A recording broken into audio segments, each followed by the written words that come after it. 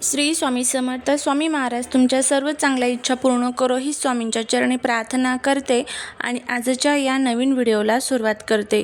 3.5 मुहूर्तापैकी एक पूर्ण मुहूर्त आणि ज्या दिवशी केलेल्या शुभ कार्याचे फळ कधीही संपत नाही असा मंगलमय दिवस म्हणजेच अक्षय तृतीया. यंदा रविवारी हा सण येत आहे.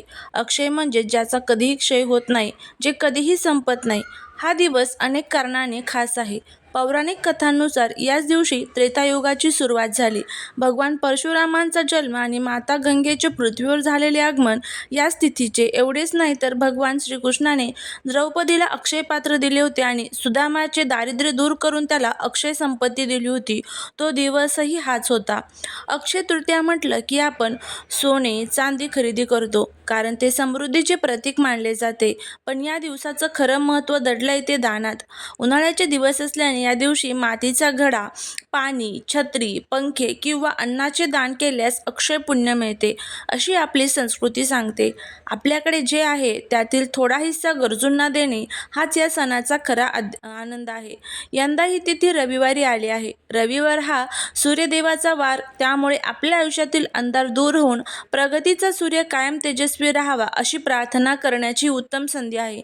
नवीन व्यवसाय सुरू करण्यासाठी, नवीन संकल्पनांसाठी मुहूर्त बघण्याची आपल्याला गरज नसते.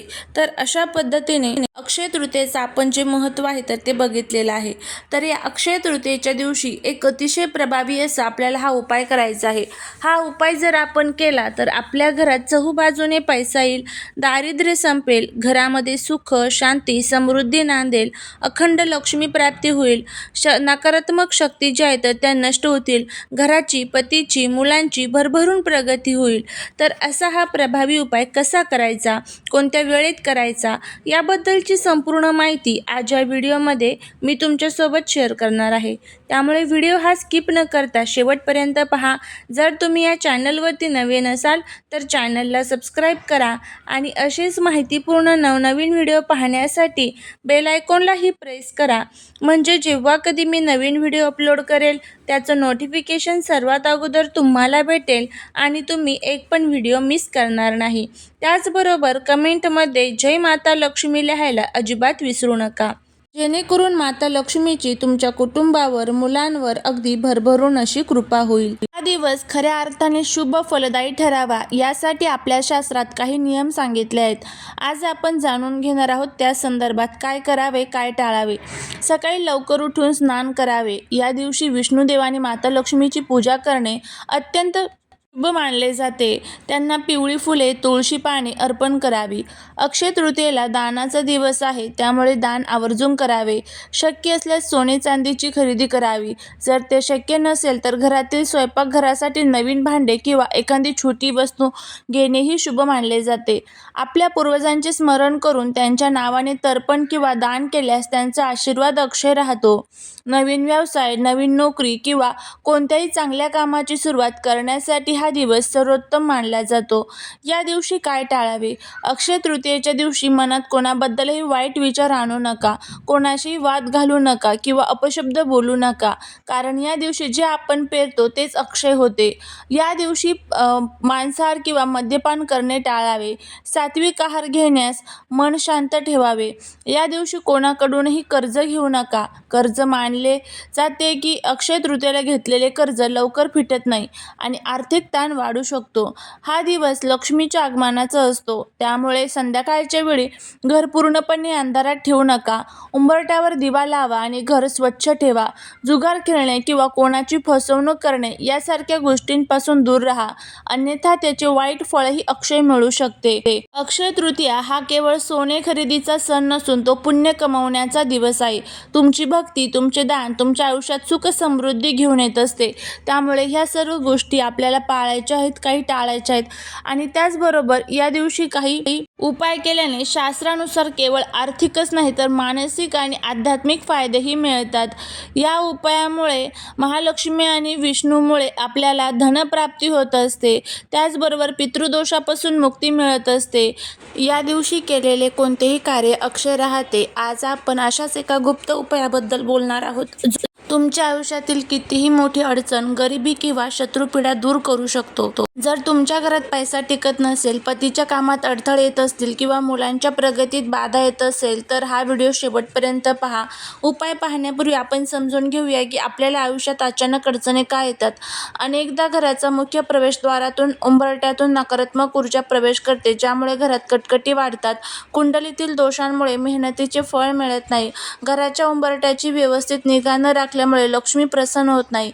प्रगती पाहून होणारा मत्सर तुमच्या कामात अडीअडचणी आणू शकतो. त्यामुळे या सर्व ज्या अडचणी आहेत तर त्या आपल्या समोर येत असतात. तर अक्षय तृतीयेच्या दिवशी हा उपाय कसा करायचा आहे ते पाहूया. किंवा आता हा उपाय करत असताना फक्त एक गोष्ट लक्षात ठेवा की कोणालाच हा उपाय माहीत होणार नाही, याची आपल्याला काळजी घ्यायची आहे.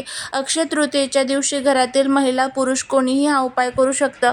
पण जर घरच्या लक्ष्मीने हा उपाय केला तर त्याचे अजून चांगले फायदे होईल, कारण हा जो दिवस आहे तर तो लक्ष्मी प्राप्तीसाठी, धनप्राप्तीसाठी आणि कर्जमुक्तीसाठी खूप महत्त्वाचा असतो. घरच्या लक्ष्मीने लवकर उठावे, घराची साफसफाई करून घ्यावी. त्यानंतर काय करायचं आहे तर हा उपाय आपल्याला करायचा आहे. सकाळी 10 ते 11 वाजेच्यापर्यंत तुम्ही हा उपाय करू शकता. अक्षय तृतीयेच्या दिवशी स्नान उरकून तुम्हाला हा उपाय करायचा आहे. उपाशी पोटी हा उपाय केल्यास त्याचे फळ अधिक मिळते असे मानले जाते. पण जर नसेल शक्य तर तुमचं जे काही रोजचा नाश्ता वगैरे असेल ते करून झाल्यानंतर जरी केला तरीही चालेल.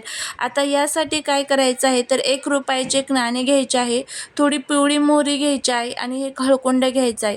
सर्वात प्रथम घराचा मुख्य उंबरठा स्वच्छ धुवून घ्या. त्यावर हळद कुंकवाचे लेपन करावे. एका छोट्या पिवळ्या कापडात आणि हळकुंड त्याचबरोबर पिवळी मोहरी एकत्र बांधून एक छोटी पोटली तयार करा. ही पोटली आपल्या कुलदेवतेचे स्मरण करून आपल्या देवघरासमोर ठेवायची आहे. त्यावरती हळदी कुंकू अक्षता वाहून घ्यायची आहे. हातामध्ये घेऊन आपल्याला देवी लक्ष्मीचं स्मरण करायचं आहे. ओम श्रीम नम ओम श्रीम नम या मंत्राचे 108 वेळेस जप करायचा आहे. उंबरठ्यावरती जायचं आहे. तिथे गेल्यानंतर ही पोटली आपल्या कुलदेवतेचे स्मरण करून घराच्या उंबरठ्याच्या उजव्या बाजूला म्हणजेच बाहेरून आत येताना ठेवा किंवा उंबरठ्याला स्पर्श करून तिथे स्थिर ठेवा. जर तुम्हाला कापड बांधणे शक्य नसेल तर केवळ पिवळी मोहरी उंबरठ्यावरती वाहणे देखील अत्यंत प्रभावी ठरत असते. जर तुम्हाला ही पोटली बांधता येत नसेल तर म्हणजे काही घरांमध्ये बघा अडचणी असतात ना की उपाय वगैरे करायचे नाही, अशी काही अडचण असेल तर फक्त थोडीशी पिवळी मोहरी वाहिली तरीही चालेल. हा उपाय केल्यामुळे घरात बदल घडतील. उंबरठा हा लक्ष्मीचे प्रवेशद्वार मानला जातो. हळद आणि मोहरीमुळे नकारात्मकता नष्ट होते आणि माता लक्ष्मी धावत घराकडे येते. व्यवसायातील किंवा नोकरीतील अडथळे दूर होऊन प्रगतीचे मार्ग मोकळे होतात. घरातील वातावरण शुद्ध झाल्याने मुलांच्या अभ्यासात मन लागते आणि त्यांना यश मिळते. पिवळी मोहरी तंत्रशास्त्रानुसार शत्रू बाधा दूर करण्यासाठी रामबाण मानली जाते. तुमच्या विरुद्ध कट रचणाऱ्यांचा पराभव आपोआप कमी होतो. त्याचबरोबर अक्षय तृतीया हा दिवस दान आणि पुण्याचा आहे. हा उपाय श्रद्धेने आणि भक्तीने करा, तुम्हाला अनुभव येईल. जर पोटली बांधली तर नंतर तुम्हाला ही पोटली दुसऱ्या दिवशी पाण्यामध्ये विसर्जित करायची आहे. पिवळी मोहरी जर टाकली तर ती तुम्हाला गोळा करून तुम्हाला ती निर्माल्यामध्ये टाकून द्यायची आहे. अशा पद्धतीने तुम्हाला हा उपाय जो आहे तर तो करायचा आहे. अगदी साधा सोपा उपाय आहे. तुम्ही करून बघा आणि बघा याचा किती चांगला फायदा जो आहे तर तो तुम्हाला बघायला मिळेल. चालेल. शिव महाराजांच्या चरणी रुजू करते. श्री स्वामी